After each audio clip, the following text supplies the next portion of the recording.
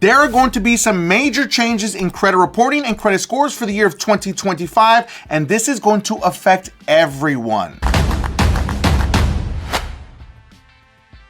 On today's video, we're going to cover 3 major topics that are going to affect millions of Americans with credit reports and credit scores that you do not want to miss. But before we get into this video, make sure that you are subscribed because you may not be, and don't forget to smash that like button so this video gets out to more people so everyone can be aware of these major changes that are coming. So we are going to start at number 3, and you do not want to miss number 1 because that is a huge one for Americans out there, and I also have a bonus that nobody else is talking about. Coming in at number 3, buy now, pay later apps are officially reporting, kinda, sorta. So now you've probably seen you can walk into Walmart, you can walk into almost every single store now, and you're going to see something like Sezzle, Affirm, Afterpay, Klarna, Zip, or PayPal's Pay in 4 that allows you to pay back later. I'm not kidding. Every time I turn around, I see one of these companies trying to offer me the option to buy now and pay later, even for concert tickets, for food, and for airplane tickets. It's pretty crazy. It's everywhere. So here's the big update. Buy now, pay later apps are now officially reporting to the credit bureaus. But here's the catch. It's only Affirm, because Klarna and Afterpay are refusing to report consumer data because they believe it will hurt credit profiles and scores. And honestly, they're not wrong, because this move by Klarna and Afterpay is actually protecting consumers, because adding these accounts with maxed out lines of credit will lower age of credit, then show your debt to income ratio even higher if you're trying to purchase a home. And also, let's not forget about late payments. Those would also be added to your credit profile and drop your score anywhere from 60 to 120 points per late payment reported. Remember what I said, per late payment reported, which is crazy because previously people didn't care about it being late. They could just pay late and it's not a big deal, but they would report those back late payments also. That's crazy. But here's an interesting fact that nobody ever talks about. A creditor or a bank has zero obligation to report anything to the credit bureaus. People assume it's a standard, but it's not. So Klarna and Afterpay can hold out as long as they want, and the bureaus can't do a thing about it. I'll be honest with you, hats off to them for protecting consumers, because if they didn't, everyone's credit scores would be cooked. Now understand, previously, most of these apps only did soft inquiries and didn't report. Affirm has now started reporting, which can hurt your credit profile by lowering the average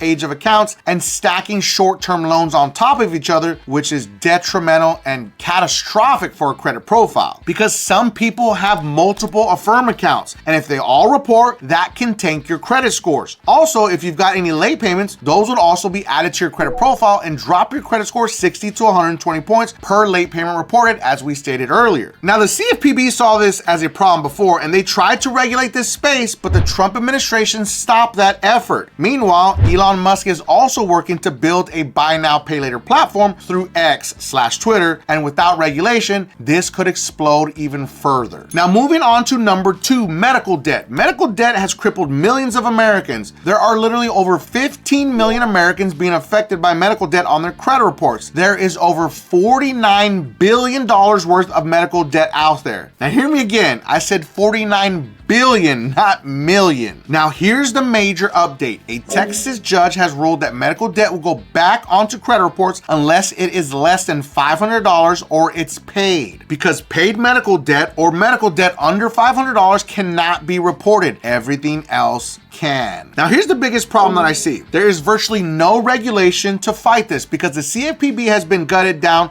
to 200 employees out of 1,200 nationwide. And Russell Vought is actively working to defund the CFPB, which is the Consumer Financial Protection Bureau for people that don't know that, with of course the support of the Trump administration. Now previously, the CFPB's rule would have removed this debt entirely, boosting scores by an average of 35 points. But with this ruling and the weakened CFPB, medical debt is making a comeback, unfortunately. But if you have any medical debt, pay close attention to this part, because there is a company called $4.org. Again, they are called $4.org. They are a nonprofit. It costs you $0, and they will try to help you reduce that bill all the way down to zero and get it wiped away, or try to reduce it as low as they possibly can. So that's going to be in the video description. And again, remember, this costs you $0. There's no catch because it is in fact a nonprofit. Now there's going to be another resource right underneath that that's called Healthcare Reformed.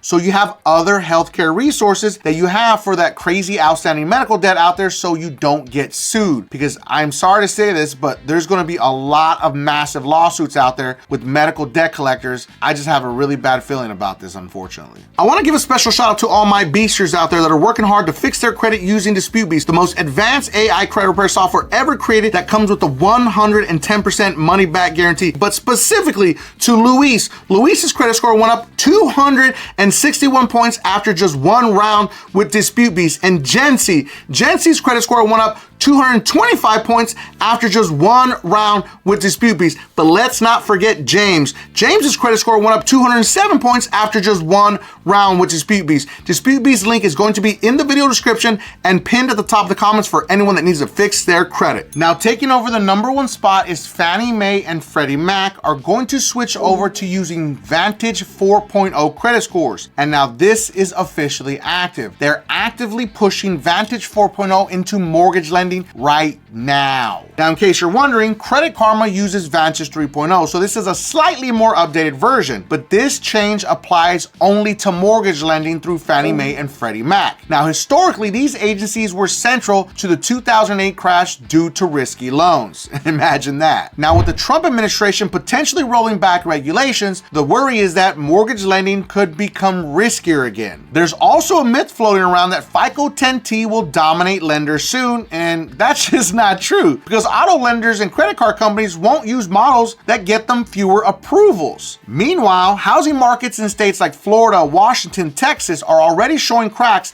with skyrocketing insurance and taxes making homes unaffordable. Now is not the time to buy. It's the time to build your credit and wait for the right moment.